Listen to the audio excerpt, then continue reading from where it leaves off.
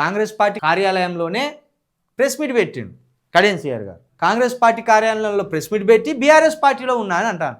నేను కడియం శ్రీహరి గౌరవనీయులైన station Ghanpur MLA Kadiyam Srihari గారు బీఆర్ఎస్ పార్టీ కార్యాలయానికి ఎప్పుడు వచ్చి ఈ 420 హామీల మీద మీరు ప్రెస్ మీట్ పెడతారు అని నేను చిలుక ప్రవీణ్గా మిమ్మల్ని రిక్వెస్ట్ చేస్తున్నా.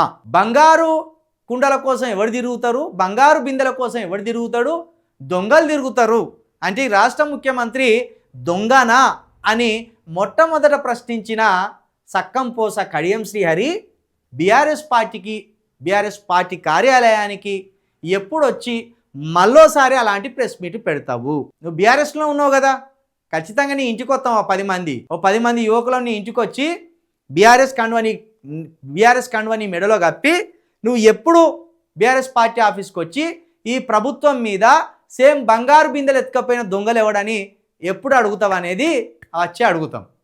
నువ్వు ఇంట్లో తాళం వేసుకొని ఉన్నా నీ ఇంటికి వస్తాం ఖచ్చితంగా. చూడు, ఈ ప్రణాళిక చేపడతాం, ఈ ఆలోచన చేపడతాం.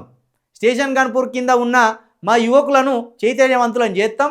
చలో కడియం శ్రీహరిని గుంజుకొచ్చి ఆ బీఆర్ఎస్ పార్టీ ఆఫీసులో పడేద్దాం పర్రి అని అడుగుతా. ఇదానే అనేది తెలివి?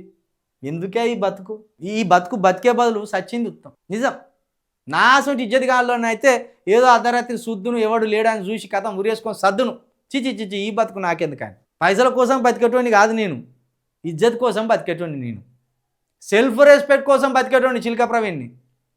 అందుకే ఈ 12 కేసులు పెట్టినా 90 రోజులు జైల్లో ఉంచినా కాంగ్రెస్ ప్రభుత్వం మీద మళ్ళీ మాట్లాడుతూనే ఉన్నా, కాంగ్రెస్ దౌర్జన్యాలను ప్రశ్నిస్తూనే ఉన్నా, కాంగ్రెస్ అక్రమాలను ప్రశ్నిస్తూనే ఉన్నా. నీ లెక్క పైసలు కనగానే మైకంలోకి పోలే. ఎందుకే ఈ బతుకానే? ఏం నేర్పుతాను మీ పిల్లలకు?